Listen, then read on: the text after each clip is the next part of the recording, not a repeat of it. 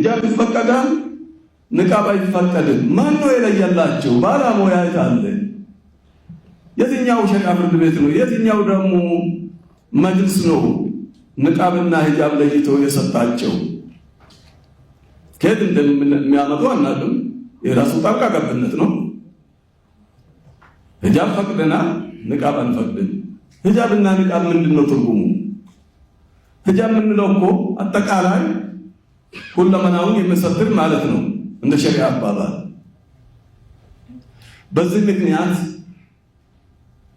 ዛሬም አሁን ቀይሮ የመጣብንን ከምንወደውና ከምናከብረው ትምህርት ቤታችን በዚህ ምክንያት ሴት ልጆቻችን እንዲገለሉ መፍቀዱ ይበቃል ብለን ዛሬ ወደዚህ ብቅ ብለናል።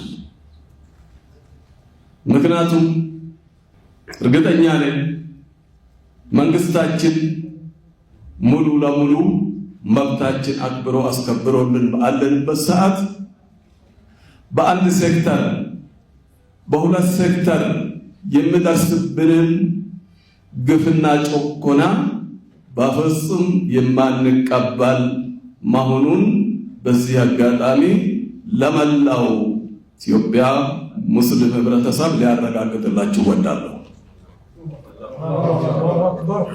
ይህንን ስንል ትምህርት ሚኒስቴር በገዛ ትምህርት ቤታችን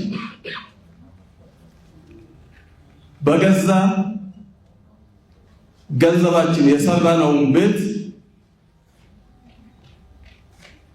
የግል ቤት አድርጎ እንደፈለገ የሚጫወትበት አጋጣሚ አንፈቅደውም። ይህንን ስንል ትምህርት ቤታችን የተከበረ፣ ፖሊሲዎች የተከበሩ፣ የትምህርት ፖሊሲ ሙሉ ለሙሉ ስንቀበል ከሸቃችን ጋር የማይሄዱትን የሚቃረኑትን በፍጹም የማንቀበልና ለማስተካከል የምንታገል መሆኑን እየገለጽን ትምህርት ሚኒስቴሩም ይህንን አውቆ ከዚህ በፊት የነበሩት የትምህርት ፖሊሲዎች የተቀየሩ መዓት እያሉ እውነትን ሂጃብን ወይም ንቃብን የሚከለክል ፖሊሲ ካለ ማስቀየር ለምን ተሳነው? ለምን ሌሎቹን አስቀይረዋልና።